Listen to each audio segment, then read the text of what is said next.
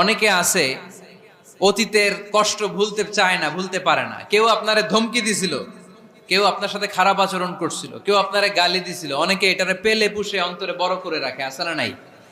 ভুলতে চায় না। মনের ভেতরে রাগ পেলে পুষে রাখা ঠিক না। মনে মনে কয়, তুই আমারে মারছিলি, আমি তোরে মারুম।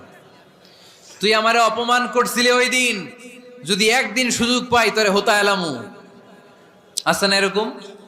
সেই 20 বছর আগে আপনার এসে অপমান করছে, ওইটারে পেলে পুষে আপনি অন্তরে নিয়ে বয়ে বেড়াচ্ছেন। আর এই হিংসা ক্ষোভ যদি রাগ ভিতরে রাখেন, এটা আপনারা জ্বালায় দেয় ভিতরে, জানেন? আর যদি আপনি ক্ষমা করে দেন, একেবারে ঠান্ডা। জানেন এই ফর্মুলা আপনারা? এজন্য রাগ, ক্ষোভ, হিংসা কখনো অন্তরে পুষে রাখতে নাই।